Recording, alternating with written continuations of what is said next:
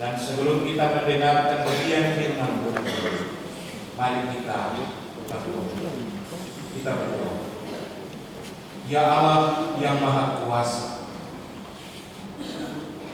di hari Jumat Agung, di mana kami berkumpul dalam satu persekutuan jemaat untuk beribadah mengenang pengorbanan Kristus bagi kami di Golgota, menuntut kami untuk ada dan bersyukur kepada-Mu ya Allah di pagi. Dan di tengah-tengah pengucapan syukur ini kami hendak mendengarkan sabda-Mu sebagai bagian yang akan menjadikan hidup kami memiliki makna yang harus kami kerjakan di tengah-tengah dunia. Dan kami boleh ada menjadi orang-orang yang penting bagi kerajaan Allah ini ketika kami melaksanakan firman-Mu di tengah-tengah itu. Tolong kami Tuhan, jadikanlah firman ini sebagai kekuatan iman bagi kami, supaya kami bisa melaksanakan kehendak firman-Mu di tengah-tengah itu. Usir kuasa-kuasa yang mengganggu kami, dan Roh Kudus-Mu memampukan kami, menaungi kami, dan membuat kami setia kepada firman. Mampukanlah kami semua pemberita firman maupun sebagai pendengar firman. Bersabarlah kepada kami ya Tuhan, karena kami siap mendengarkan sabda-Mu. Amin. Lukas pasal 23 ayat 26 sampai ayatnya yang ke-49 yang saya bacakan untuk kita sekalian demikian bunyinya. Yesus dibawa untuk disalibkan. Ketika mereka membawa Yesus, mereka menahan seorang yang bernama Simon dari Kirene yang baru datang dari luar kota, lalu meletakkan salib itu di atas bahunya supaya dipikulnya sambil mengikuti Yesus. Sejumlah besar orang mengikuti dia, di antaranya banyak perempuan yang menangisi dan meratapi dia. Yesus berpaling kepada mereka dan berkata, "Hai putri-putri Yerusalem, janganlah kamu menangisi aku, melainkan tangisilah dirimu sendiri dan anak-anak. Sebab lihat, akan tiba masanya orang berkata, berbahagialah perempuan mandul yang rahimnya tidak pernah melahirkan dan yang susunya tidak pernah menyusu. Maka orang akan mulai berkata kepada gunung-gunung, runtuhlah menimpa kami, dan kepada bukit-bukit, timbunilah kami. Sebab jikalau orang berbuat demikian dengan kayu hidup, apakah yang akan terjadi dengan kayu kering? Dan ada juga digiring dua orang lain, yaitu dua penjahat, untuk dihukum mati bersama-sama dengan dia. Yesus disalibkan. Ketika mereka sampai di tempat yang bernama Tengkorak, mereka menyalibkan Yesus di situ dan juga kedua orang penjahat, yang seorang di sebelah kanannya dan yang lain di sebelah kirinya. Yesus berkata, "Ya Bapa, ampunilah mereka sebab mereka tidak tahu apa yang mereka perbuat." Dan mereka membuang bukit untuk membagi pakaiannya. Orang banyak berdiri di situ dan melihat semuanya. Pemimpin-pemimpin mengejek dia, katanya, "Orang lain dia selamatkan, dialah sekarang ia menyelamatkan dirinya sendiri. Jika ia adalah Mesias, orang yang dipilih Allah." Juga prajurit-prajurit mengolok-olokkan dia. Mereka menunjukkan anggur asam kepadanya dan berkata, "Jika engkau adalah raja orang Yahudi, selamatkanlah dirimu." Ada juga tulisan di atas kepalanya, "Inilah raja orang Yahudi." Seorang dari penjahat yang digantung itu menghujat dia, katanya, "Bukankah engkau adalah Kristus? Selamatkanlah dirimu dan kami." Tetapi yang seorang menegur dia, katanya, "Tidakkah engkau takut juga tidak kepada Allah, sedang engkau menerima hukuman yang sama. Kita memang selayaknya dihukum sebab kita menerima balasan yang setimpal dengan perbuatan kita. Tetapi orang ini tidak berbuat sesuatu yang salah. Lalu ia berkata, Yesus, ingatlah aku apabila engkau datang sebagai Raja. Kata Yesus kepadanya, aku berkata kepadamu, sesungguhnya hari ini juga engkau akan ada bersama-sama dengan aku di dalam Firdaus. Yesus mati. Ketika itu hari sudah kira-kira jam 12, lalu kegelapan meliputi seluruh daerah itu sampai jam 3. Sebab matahari tidak bersinar dan tabir bait suci terbelah dua. Lalu Yesus berseru dengan suara nyaring, Ya Bapa, ke dalam tanganmu kuserahkan nyawaku. Dan sesudah berkata demikian, ia menyerahkan nyawanya. Ketika kepala pasukan melihat apa yang terjadi, ia memuliakan Allah, katanya, sungguh orang ini adalah orang benar. Dan sesudah seluruh orang banyak yang datang berkerumun di situ untuk tontonan itu, lihat apa yang terjadi, ulanglah mereka sambil memukul-mukul diri. Semua orang yang mengenali sudah dekat, termasuk perempuan-perempuan yang mengikuti dia dari Galilea, berdiri jauh-jauh dan melihat semuanya itu. Demikian firman Tuhan yang berbahagia kita semua yang mendengarkan bagian firman Tuhan ini dan mau memperlakukannya di tengah-tengah hidup kita hari lepas.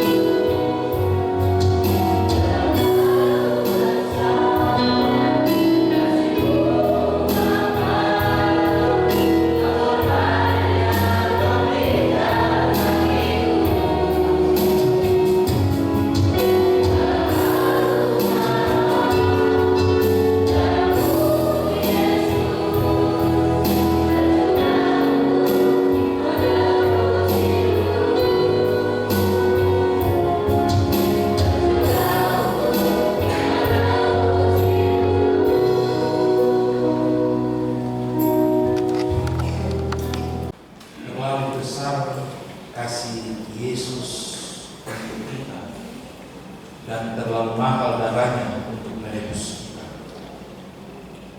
Sebuah pengorbanan yang dilakukan olehnya, semuanya hanya untuk kehidupan dan kelayakan manusia di hadapan Allah. Atas dasar pengorbanan Allah dalam Kristus yang begitu besar, maka dari bagian firman Tuhan di hari ini, kita akan memahami firman ini dalam sebuah catatan tema, jalan derita bagi kebaikan manusia.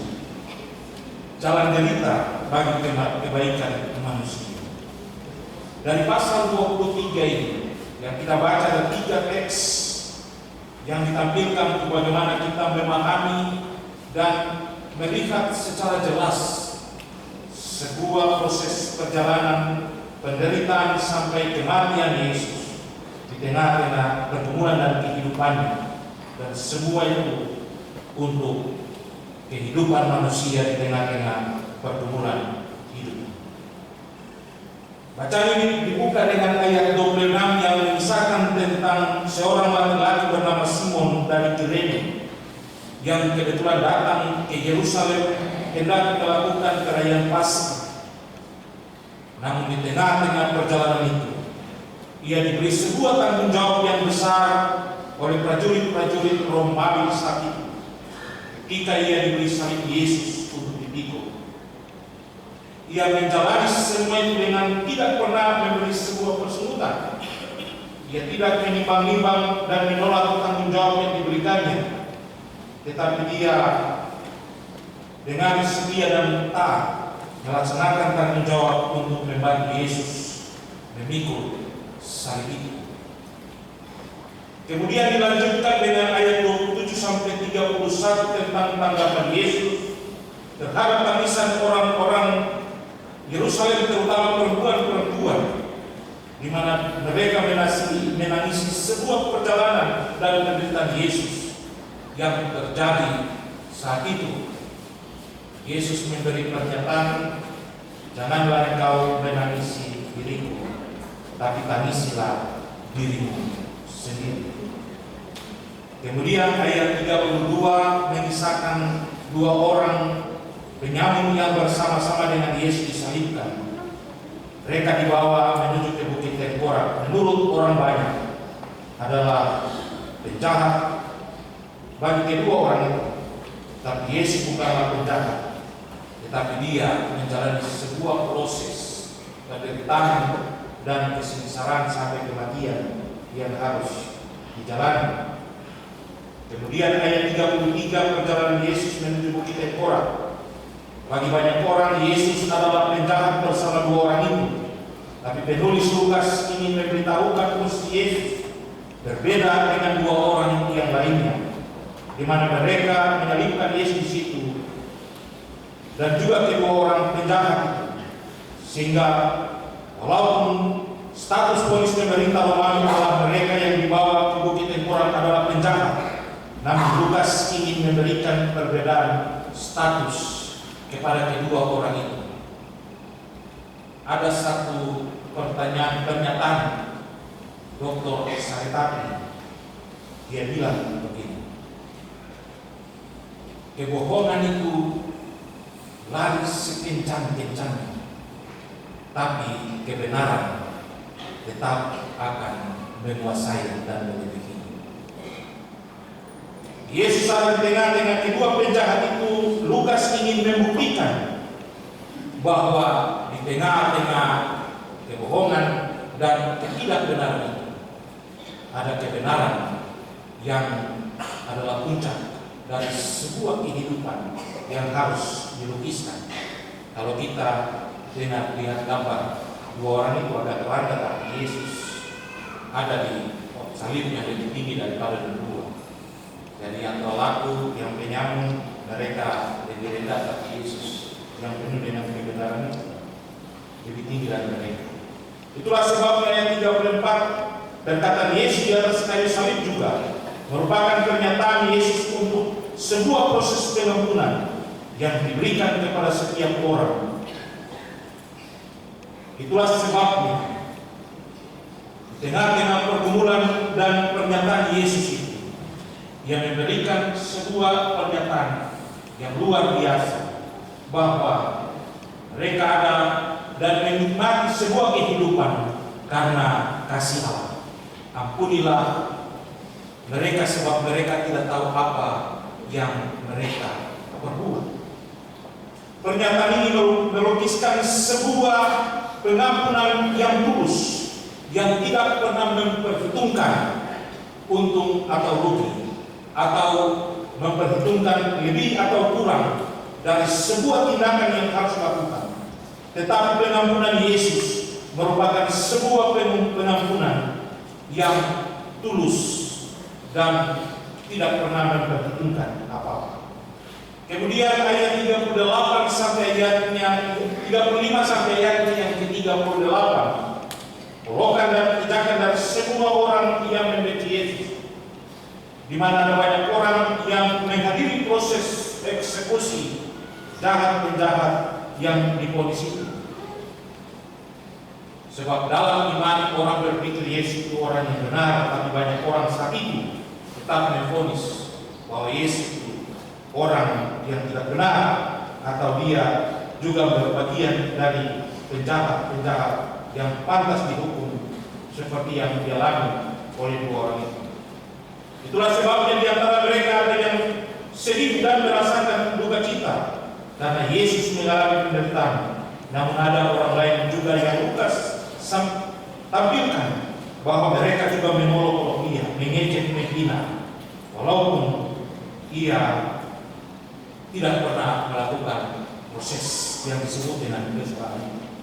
Kemudian ayat 39 sampai 34, Bapak Ibu, percakapan di atas kayu salib merupakan sebuah proses yang cukup menarik, di mana dalam percakapan itu terjadi percakapan yang berdialog. Kalau engkau akan kalah, selamatkanlah dirimu dan juga kami. Lalu yang satu bilang, susahlah lagi Tuhan, berbikin diri penting, kita pantas untuk dihukum, tapi ia tidak pantas dihukum. Dari percakapan itu ada sebuah permintaan yang cukup menarik dari sang penyanyi yang satu. Tuhan, ingatlah aku apabila engkau datang sebagai raja. Ternyata dia nakal, tapi dia masih ingat tentang tindakan dan perbuatan Allah.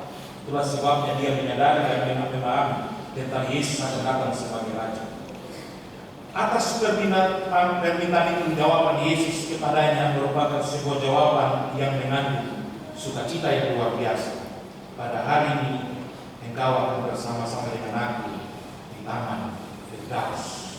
Sebuah pengampunan itu mendatangkan sukacita yang tidak pernah terpikirkan, tapi sukacita itu menjadi sebuah hal yang harus disyukuri.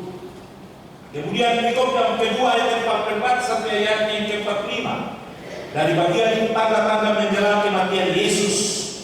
Di situ mengingatkan bahwa kematian Yesus berdampak atas alam semesta ini. Allah pun ikut bersedia atas penciptanya yang dihukum, dipermalukan dan mati sengsara, dihina oleh karena kehidupan dan tindakan manusia di tengah-tengah hidup ini. Di situ dikatakan bahwa matahari tidak bersinar dan bait Allah terbelah menjadi dua. Sebuah proses yang luar biasa. Kalau kita tinggal di kampung, di saat musim hujan, kita duduk di depan rumah. Kalau ada petir berbabat dari langit itu dia turun sampai di tanah itu macam dengan film yang kita nonton. Kalau sudah terjadi seperti itu, orang-orang di kampung selalu berteriak dan sudah mulai berpikir tentang sesuatu hal yang lain. Kalau di pasir punya kampung bilang, Tuhan pendeta, ini Bosua datang. Kalau tidak ini rahasia mendatang. Dan itu proses yang terjadi. Peristiwa penyaliban dan kematian Yesus, menjelang kematian Yesus sebuah situasi yang menunjukkan kesedihan, tetapi juga sebuah kehancuran hidup. Ketika suasana itu terjadi, matahari tidak bersinar, baik Habir baik Allah terbelah oleh kedua, dan semua itu terjadi ketika Yesus hendak hadir. Kemudian ayat 46, perkataan Yesus di atas kayu salib tentang penyerahan dirinya merupakan akhir dari sebuah perjalanan hidup yang dia jalani. Dia mengakhiri semuanya dengan ungkapan, "Ya Bapa, ke dalam tanganmu kuserahkan nyawaku." Sebuah pernyataan penyerahan yang diberikan Yesus kepada Allah, bahwa pekerjaannya telah selesai dan dia harus kembali kepada yang memberi dia tanggung jawab, supaya dia benar-benar akan ditinggikan di tengah-tengah ketaatan dan kesedihan yang dia jalani. Dia tidak menyerahkan kepada prajurit-prajurit atau ahli-ahli Taurat, pemuka-pemuka agama, orang Farisi atau orang Saduki, bahwa karena kamu sedikit saja ini, jadi saya serahkan diri sudah. Tidak. Tapi dibilang, "Ke dalam tanganmu kuserahkan nyawaku." Dan akibat dari penyerahan Yesus itu, ayat 47 sampai 49 melukiskan sebuah peristiwa yang luar biasa, bahwa kematian Yesus membuka banyak orang. Orang bisa melihat itu dan merasa bahwa sesuatu yang lain, sebuah kesalahan telah dilakukan. Yang pertama, kepala pasukan dia bilang, memang orang ini adalah orang benar. Catatan kita mencatat orang-orang yang menonton semua itu, mereka pulang dan memukul-mukul diri mereka. Itu sebuah kebiasaan orang-orang Israel. Kalau sebuah kesalahan dibuat dan mau menyesal dalam sebuah tindakan yang dilakukan, kalau bukan memukul diri atau bisa mandi di abu panas atau tindakan-tindakan yang lain. Dan itu dilakukan oleh orang-orang Israel ketika melihat bahwa ternyata mereka melakukan sebuah kesalahan terhadap Yesus, karena Yesus benar-benar adalah orang yang benar. Mereka telah melakukan sebuah tindakan kesalahan, sehingga dari peristiwa kematian itu membuka hati orang bahwa mereka telah mengalami sebuah proses kesalahan.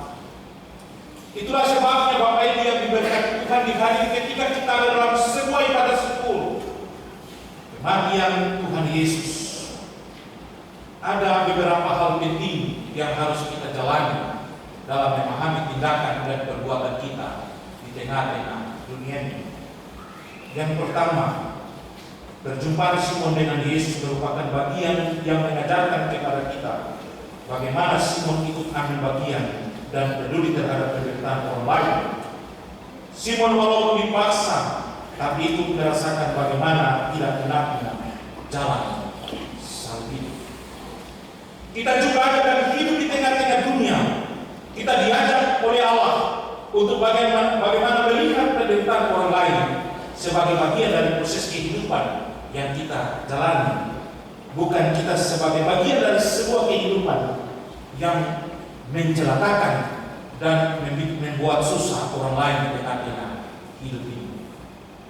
Sebab Simon dari Kirene, dia dengan semua ketulusan dan ketaatannya menjalani sebuah proses perjalanan penderitaan Yesus di kayu salib. Ada beberapa penderitaan kalau kita sampai di Yerusalem, biasa ada sebuah rumah yang tinggal yang dulu dikatakan rumah di mana tempat Yesus disidangkan, di Pilatus punya rumah. Dari situ semua peserta yang kunjungan ke Israel diselidiki. Ada beberapa orang, ada satu orang itu, tapi ada beberapa orang termasuk jumlah orang yang ada di Israel. Jadi kebetulan kami 20 orang saja, jadi kami 20 orang yang ikut satu kaki satu bagian kepala. Dalam penderitaan pertama sampai di situ kita baca kitab tentang perkataan Yesus yang pertama sampai 7 kali perkataan Yesus di kayu salib. dan semua itu berjalan sampai kita serahkan salib terus masuk ke tempat di mana Yesus disalibkan. Versi Katolik, kalau Yesus disalibkan versi Protestan ada di tempat yang namanya Garden Tomb, tempat di mana Yesus ada di dekat situ, terus tempat di mana Yesus mengalami sebuah proses pemakaman. Itulah sebabnya penderitaan Yesus merupakan bagian dari sebuah tindakan yang dilakukan demi kehidupan manusia. Itulah sebabnya Allah menghendaki ketika kita hidup di tengah-tengah dunia ini, kita juga merasakan penderitaan orang lain sebagai bagian dari proses kehidupan kita, bukan sebagai sosok yang menjadikan orang lain susah karena hidup ini. Kemarin saya bersama-sama dengan orang bikin tenda, saya bahwa di atas rumah mesin ini barang merah-merah di atas, besok ini bisa-bisa rumah mesin itu hancur kapan, bahwa itu juga bagian dari proses yang merusak dan merugikan orang lain. Kedua, yang menjadi bagian catatan firman Tuhan bagi kita, di mana bagian firman Tuhan ini mengajak kita untuk ikut ambil bagian dalam merasakan kesusahan orang lain, di mana bagian penting bagi setiap orang percaya hidup melakukan sesuatu untuk memuliakan Tuhan. Tidak semua orang bisa melakukan hal seperti Simon buat Yesus, tetapi Simon melakukan semua itu dengan penuh sukacita. Kadang-kadang kita pikir untung rugi, kadang-kadang kita pikir ketika saya buat ini saya harus dapat yang begini. Tapi Yesus dia mengajarkan kita bahwa kita tidak pernah pikir yang kita lakukan untuk memuliakan Tuhan. Kita kadang-kadang mau supaya kita mendapatkan sesuatu yang bisa kita dapati dari tindakan yang kita buat. Tetapi bagian firman Tuhan ini mengajarkan kita bahwa sebuah tindakan dan perbuatan yang kita lakukan tidak memperhitungkan apa-apa. Sebab penderitaan Yesus dan kematiannya tidak memperhitungkan untuk rugi kepada kita. Tadi lagu bilang dengan darah yang mahal dia menghapus dan membayar dosa kita. Dengan kasih yang besar dia mengorbankan segala galanya, bahkan laki-laki David dia menguraikan tentang pengorbanan Yesus yang begitu luar biasa. Itulah sebabnya mari kita melakukan semuanya untuk kemuliaan Tuhan. Karena Yesus sendiri dia memberikan sebuah jaminan untuk kita. Janganlah khawatir akan hidup ini, akan apa yang kamu pakai, akan apa yang kamu makan. Tapi carilah dahulu kerajaan Allah dan kebenarannya, maka semuanya akan ditambahkan kepada kita. Masa kita melakukan sesuatu yang memuliakan Tuhan dan Tuhan begitu senang terhadap kita, bahwa dia lipat tangan dan untuk kita kan terlalu mungkin. Kalau kita melakukan sesuatu yang memuliakan Tuhan, Tuhan bilang yang begini-begini yang saya mau. Ketika saya kasih berkat seperti aliran sungai yang tidak pernah kering, itu kalau Tuhan kasih. Tapi kalau hitung-hitung Tuhan juga hitung-hitung. Yang ketiga Bapak Ibu, penampungan dosa adalah bagian integral dari setiap orang yang percaya. Ikut merasakan bagaimana jalan seperti itu. Penampunan yang diajarkan Yesus bagi kita dibuktikan oleh Tuhan hingga pada akhirnya. Ada bahasa-bahasa yang kalau kita ada dalam kehidupan sehari-hari, apalagi dalam dunia politik, orang biasa bilang, kalau abu-abu mundur saja. Kalau abu-abu mundur saja. Yang dibutuhkan itu yang jelas-jelas. Yesus tidak pernah memikirkan apa yang hendak dialami. Bahkan dalam doanya seperti khotbah minggu kemarin, dia berdoa sampai keringatnya berubah menjadi darah. Bahkan dalam doanya dia mengungkapkan sebuah hal yang membuat semua ini tidak dijalani olehnya. Tapi karena itu kehendak Allah Bapa di surga, maka dia setia menjalani. Akhir dari sebuah perjalanan yang dia jalani adalah pengampunan dosa bagi kita semua, dibayar dengan lunas. tidak ada utang sedikit. Mari Bapak Ibu, kita melihat pengorbanan dan pengampunan yang diberikan oleh Yesus ini sebagai bagian dari hal yang sangat penting bagi kita untuk melakukan apa yang harus kita lakukan di tengah-tengah hidup ini. Itulah sebabnya pada bagian yang keempat dia mengingatkan kita begini. Bagi orang percaya, penderitaan dan kesengsaraan merupakan sebuah anugerah. Bagian ini merupakan dasar dari penderitaan Yesus itu yang menebus dan menyelamatkan manusia. Tetapi ada juga orang yang menilai penderitaan Yesus sebagai kutukan dan hukuman. Jalan yang dilalui Yesus adalah jalan sengsara, namun untuk sebuah kebaikan umat manusia dalam rangka anugerah Tuhan. Kadang-kadang kita mau yang enak-enak saja, yang enak itu sampai mau. Padahal peribahasa bilang, berakit-rakit ke hulu, berenang-renang ke tepian, bersakit-sakit dahulu, bersenang-senang kemudian. Bahkan dalam Alkitab ini, dia bilang begini, orang yang berbahagia adalah orang yang bertekun. Kalau bertekun berarti menghadapi tantangan penderitaan yang luar biasa yang kita hadapi. Bapak Ibu, jangan sampai terlambat karena penyesalan datang di belakang. Banyak orang pulang pukul diri karena menyesal atas tindakan dan perbuatan mereka. Itulah sebabnya bagian keempat dari catatan Alkitab ini dia memberikan sebuah pesan untuk kita. Penderitaan Kristus dan kematiannya adalah sebuah anugerah yang besar bagi kita. Mari kita jawab anugerah lain dengan sebuah tindakan-tindakan kita yang memuliakan Allah. Ketaatan dan kesetiaan kita akan diperhitungkan oleh Tuhan.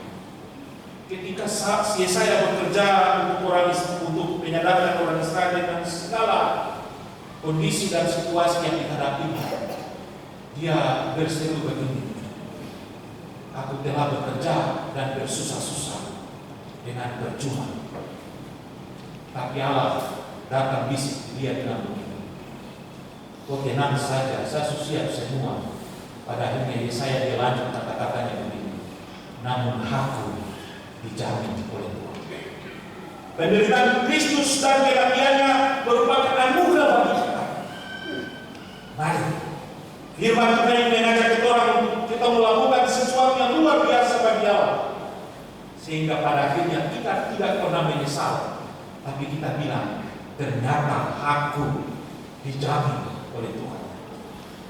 Sebab penderitaan dan jalan kematian dari Kristus itu benar-benar menunjukkan sebuah kebaikan bagi kita. Tuhan memberkati kita. Amin.